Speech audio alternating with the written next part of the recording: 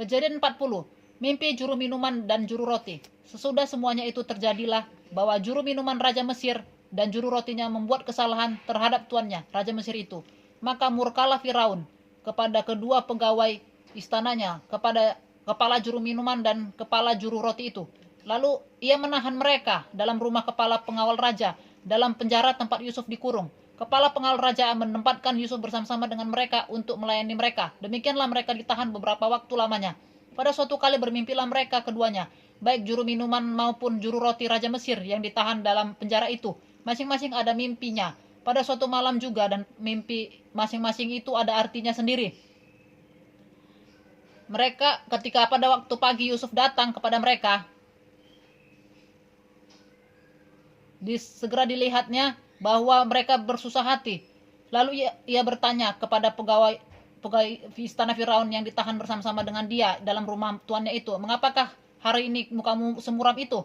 Jawab mereka kepadanya, "Kami bermimpi, tetapi tidak ada orang yang dapat mengartikannya." Lalu kata Yusuf kepada mereka, "Bukankah Allah yang menerangkan arti mimpi?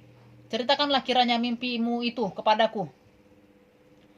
Kemudian juru minuman itu menceritakan mimpinya kepada Yusuf. Katanya, "Dalam mimpiku itu tampak ada pohon anggur di depanku. Pohon anggur itu ada 3 carangnya.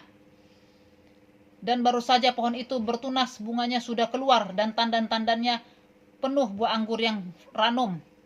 Dan di tanganku ada piala Firaun.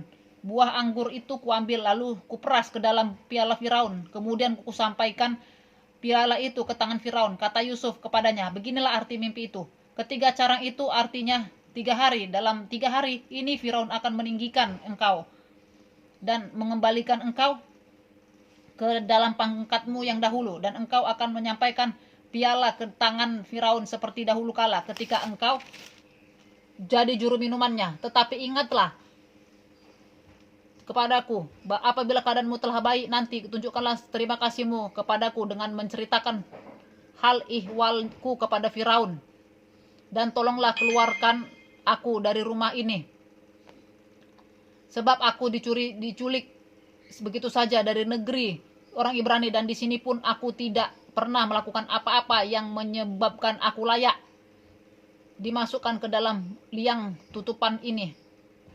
Setelah dilihat oleh kepala juru roti betapa baik arti mimpi itu, berkatalah ia kepadanya, "Aku pun bermimpi juga. Tampak aku menjunjung 3 bakul berisi penganan. Dalam bakul atas ada berbagai-bagai makanan untuk Firaun, buatan juru roti, tetapi burung-burung memakannya dari dalam bakul yang di atas kepalaku." Yusuf menjawab, "Beginilah arti mimpi itu. Ketiga bakul itu artinya 3 hari.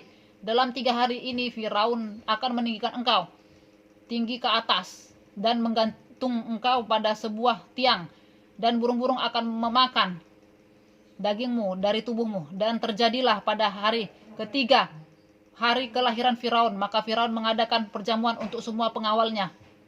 Ia meninggikan kepala juru minuman dan kepala juru roti itu di tengah-tengah para pengawalnya.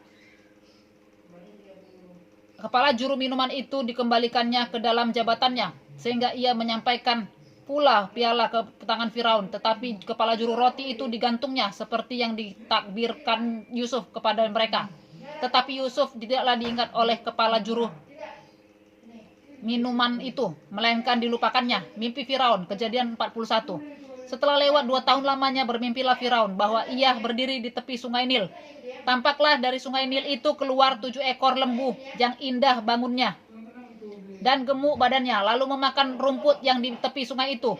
Kemudian tampaklah 7 ekor lembu yang lain yang keluar dari dalam sungai Nil itu, buruk bangunnya dan kurus badannya, lalu berdiri di samping lembu-lembu yang tadi di tepi sungai itu. Lembu-lembu yang buruk bangunnya dan kurus badannya itu memakan ke-7 ekor lembu yang indah bangunnya dan gemuk itu. Lalu terjagalah Firaun. Setelah itu tertidur pula lah ia dan bermimpi kepada kedua kalinya. Tampak timbul dari satu tangkai 7 bulir gandum yang bernas dan baik. Tetapi kemudian tampaklah juga tumbuh 7 bulir gandum yang kurus dan layu oleh angin timur. Bulir yang kurus itu menelan ke-7 bulir yang bernas dan berisi tadi. Lalu terjagalah Firaun, agaknya ia bermimpi. Pada waktu pagi gelisahlah hatinya, lalu disuruhnya lah memanggil semua ahli dan semua orang berilmu di Mesir. Firaun menceritakan mimpinya kepada mereka, tetapi seorang pun tidak ada yang dapat mengartikannya kepadanya. Lalu berkatalah kepala juru minuman kepada Firaun, hari ini aku merasa perlu menyebutkan kesalahanku yang dahulu. Waktu itu tuanku Firaun murka kepada pegawai-pegawainya dan menahan aku dalam rumah pengawal istana beserta dengan kepala juru roti. Pada satu malam juga kami bermimpi. Aku dan kepala juru roti itu masing-masing mempunyai mimpi dengan artinya sendiri. Bersama-sama dengan kami ada di sana seorang muda Ibrani, hamba kepada kepala pengawal istana itu. Kami menceritakan mimpi kami kepadanya, lalu diartikannya kepada kami mimpi kami masing-masing, dan seperti yang diartikannya itu kepada kami, demikianlah pula terjadi. Aku dikembalikan ke dalam pangkatku dan kepala juru roti itu digantung.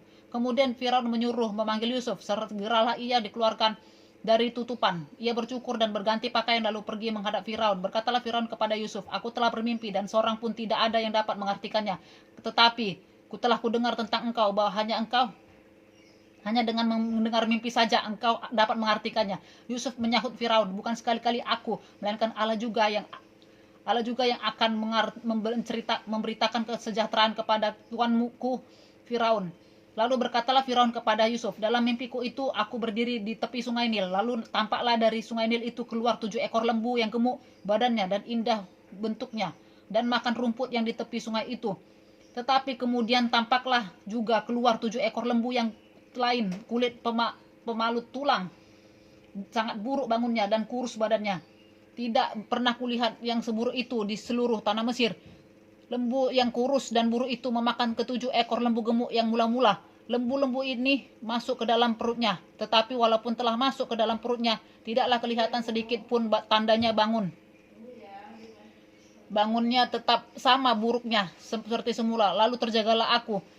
Selanjutnya dalam mimpiku itu kulihat timbul dari satu tangkai 7 bulir gandum yang berisi dan baik. Tetapi kemudian tampaklah juga tumbuh 7 bulir yang kering, kurus dan layu oleh angin timur. Bulir yang kurus itu memakan ke-7 bulir yang baik tadi. Telah kuceritakan hal ini kepada semua ahli, tetapi seorang pun tidak ada yang dapat menerangkannya kepadaku. Lalu kata Yusuf kepada Firaun, kedua mimpi tuanku Firaun itu sama. Allah telah memberitahukan kepada tuanku Firaun apa yang hendak dilakukannya. Ke-7 ekor lembu yang baik itu ialah 7 tahun, dan ke-7 bulir gandum yang baik itu ialah 7 tahun juga. Kedua mimpi itu sama. Ke-7 ekor lembu yang kurus dan gemuk, lembu yang kurus dan buruk yang keluar kemudian maksudnya 7 tahun. Demikian pula ke-7 bulir gandum yang hampa dan layu oleh angin timur itu, maksudnya akan ada 7 tahun kelaparan. Inilah maksud perkataanku ketika aku berkata kepada Firaun, kepada tuanku Firaun, Allah telah memperlihatkan kepada tuanku Firaun apa yang hendak dilakukannya. Diketahuilah tuanku akan datang 7 tahun kelimpahan di seluruh tanah Mesir, kemudian akan timbul 7 tahun kelaparan. Maka akan dilupakan segala kelimpahan itu di tanah Mesir, karena kelaparan itu mengurus keringkan negeri ini. Sesudah itu akan tidak kelihatan lagi bekas-bekas kelimpahan di negeri ini karena kelaparan itu, sebab sangat hebatnya kelaparan itu. Sampai 2 kali mimpi itu diulangi bagi tuanku Firaun, berarti hal itu telah ditetapkan oleh Allah dan Allah akan segera melakukannya. Oleh sebab itu, baiklah tuanku Firaun mencari seorang yang berakal budi dan bijaksana dan dengan mengangkatnya menjadi kuasa atas tanah Mesir. Baiklah juga tuanku Firaun berbuat begini, yakni menempatkan penilik-penilik atas negeri ini, dan dalam ke-7 tahun kelimpahan itu memungut 1/5 dari hasil tanah Mesir. Mereka harus mengumpulkan segala bahan makanan dalam tahun-tahun baik yang akan datang ini. Dan di bawah kuasa tuanku Firaun menimbun gandum di kota-kota sebagai bahan makanan serta menyimpannya. Demikianlah segala bahan makanan itu menjadi persediaan untuk negeri ini dalam ke-7 tahun kelaparan yang akan terjadi di tanah Mesir, supaya negeri ini jangan binasa karena kelaparan itu. Yusuf di Mesir sebagai penguasa. Usul itu dipandang baik oleh Firaun dan oleh semua pegawainya. Lalu berkatalah Firaun kepada para pegawainya, mungkinkah kita mendapat orang seperti ini, seorang yang penuh dengan roh Allah? Kata Firaun kepada Yusuf, oleh karena Allah telah memberitahukan semuanya ini kepadamu, tidaklah ada orang yang demikian berakal budi dan bijaksana seperti engkau. Engkaulah menjadi kuasa atas istanaku, dan kepada perintahmu seluruh rakyatku akan taat. hanya tahta inilah kelebihanku daripadamu. Selanjutnya Firaun berkata kepada Yusuf, dengan ini aku melantik engkau menjadi kuasa atas seluruh tanah Mesir. Sesudah itu Firaun menanggalkan cincin meterainya dari jarinya dan mengenakannya pada jari Yusuf. Dipakaikannya lah kepada Yusuf pakaian dan pada kain halus dan digantungkannya kalung emas pada lehernya. Lalu Firaun menyuruh menaikkan Yusuf dalam keretanya yang kedua, dan berserulah orang di hadapan Yusuf, hormat. Demikianlah Yusuf dilantik oleh Firaun menjadi kuasa atas seluruh tanah Mesir. Berkatalah Firaun kepada Yusuf, akulah Firaun, tetapi dengan tidak setahumu seorang pun tidak boleh bergerak di seluruh tanah Mesir.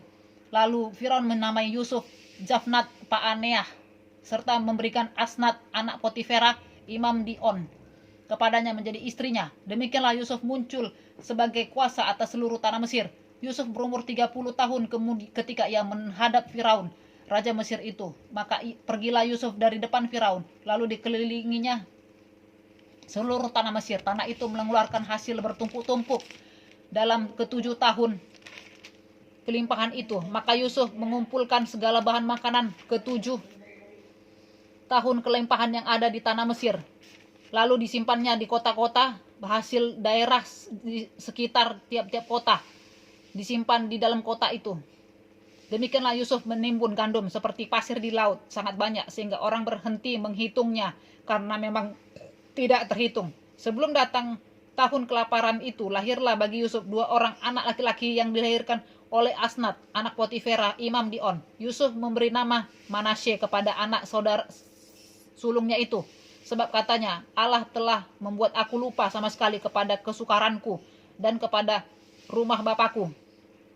Dan kepada anaknya yang kedua diberikannya nama Efraim, sebab katanya, Allah membuat aku mendapat anak dalam negeri kesengsaraanku. Setelah lewat ke-7 tahun kelimpahan yang ada di tanah Mesir itu, mulailah datang 7 tahun kelaparan, seperti yang telah dikatakan Yusuf, dalam segala negeri ada kelaparan. Tetapi di seluruh negeri Mesir itu ada roti.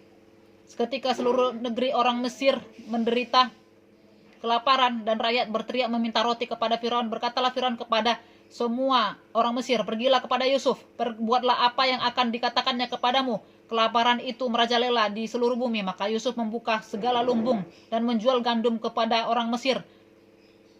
Sebab makin hebat kelaparan itu di tanah Mesir, juga dari seluruh bumi datanglah orang ke Mesir untuk membeli gandum dari Yusuf, sebab hebat kelaparan itu di seluruh bumi. Saudara-saudara Yusuf pergi ke Mesir. Kejadian 42. Setelah Yakub mendapat kabar bahwa ada gandum di Mesir, berkatalah ia kepada anak-anaknya, mengapa kamu berpandang-pandangan saja? Lagi katanya, telah ku dengar bahwa ada gandum di Mesir, pergilah ke sana dan belilah gandum di sana untuk kita, supaya kita tetap hidup dan jangan mati. Lalu pergilah 10 orang saudara Yusuf untuk membeli gandum di Mesir, tetapi Yakub tidak membiarkan Benjamin adik Yusuf pergi bersama-sama dengan saudara-saudaranya, sebab pikirnya, jangan-jangan ia ditimpa kecelakaan nanti. Jadi diantara orang yang datang membeli gandum terdapatlah juga anak-anak Israel, sebab ada kelaparan di tanah Kanaan. Sementara itu Yusuf telah menjadi mangku bumi di negeri itu. Dialah yang menjual gandum kepada seluruh rakyat negeri itu. Jadi ketika saudara-saudara Yusuf datang kepadanya lah mereka menghadap dan sujud dengan mukanya sampai ke tanah. Ketika Yusuf melihat saudara-saudaranya, segeralah mereka dikenalnya, tetapi ia berlaku seolah-olah ia seorang asing kepada mereka. Ia menegur mereka dengan membentak, katanya, dari mana kamu? Jawab mereka, dari tanah Kanan untuk membeli bahan makanan. Memang Yusuf mengenal saudara-saudaranya itu, tetapi dia tidak dikenal mereka. Lalu teringatlah Yusuf akan mimpi-mimpinya tentang mereka. Berkatalah ia kepada mereka, kamu ini pengintai.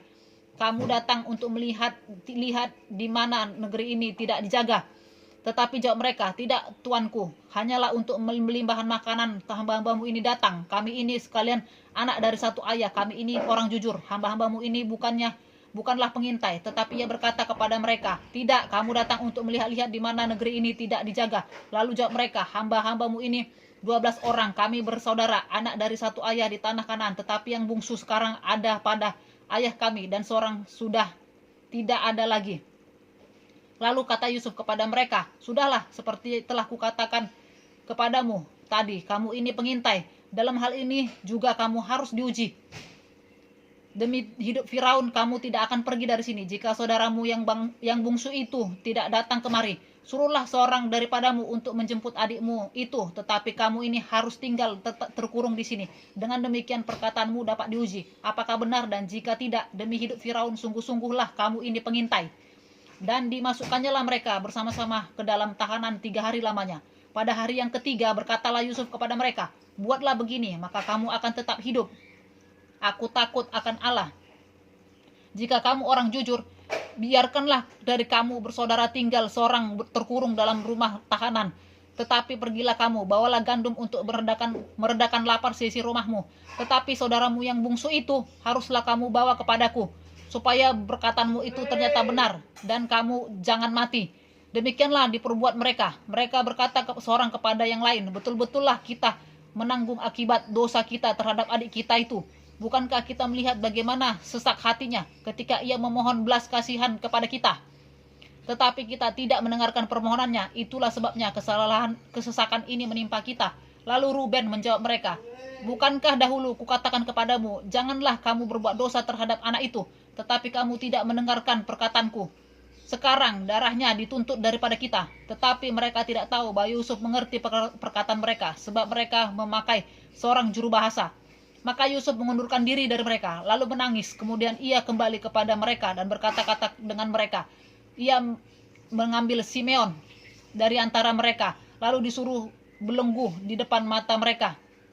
Sesudah itu Yusuf memerintahkan bahwa tempat gandum mereka akan diisi dengan gandum, dan bahwa uang mereka masing-masing akan dikembalikan ke dalam karungnya, serta bekal mereka di jalan akan diberikan kepada mereka. Demikian dilakukan orang kepada mereka itu. Demikianlah sesudah itu mereka pun memuat gandum itu ke atas keledai mereka, lalu berangkat dari situ. Ketika seorang membuka karungnya untuk memberi makan keledainya di tempat bermalam, dilihatnya lah uangnya ada di dalam mulut karungnya. Katanya kepada saudara-saudaranya, uangku dikembalikan, lihat ada di dalam karungku.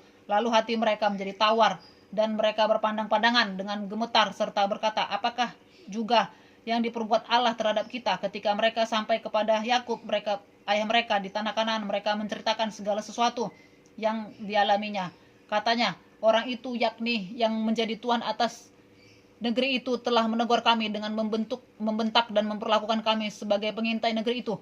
Tetapi kata kami kepadanya, kami orang jujur, kami bukan pengintai. Kami 12 orang bersaudara, anak-anak ayah kami. Seorang sudah tidak ada lagi, dan yang bungsu ada sekarang pada ayah kami di tanah Kanaan. Lalu kata orang itu, yakni yang menjadi tuan atas negeri itu, kepada kami, dari hal ini aku akan tahu apakah kamu orang jujur. Dari kamu bersaudara haruslah kamu tinggalkan seorang padaku. Kemudian bawalah gandum untuk meredakan lapar sisi rumahmu, dan pergilah, lalu bawalah kepadaku saudaramu yang bungsu itu, maka aku akan tahu bahwa kamu bukan pengintai tetapi orang jujur, dan aku akan mengembalikan saudaramu itu kepadamu, dan bolehlah kamu menjalani negeri ini dengan bebas. Ketika mereka mengosongkan karungnya, tampaklah ada bundi-bundi uang masing-masing dalam karungnya. Dan ketika mereka beserta ayah mereka melihat pundi-pundi uang itu, ketakutanlah mereka. Dan Yakub ayah mereka berkata kepadanya, kamu membuat aku kehilangan anak-anakku. Yusuf tidak ada lagi, dan Simon tidak ada lagi. Sekarang Benyamin pun hendak kamu bawa juga. Aku inilah yang menanggung segala-galanya itu.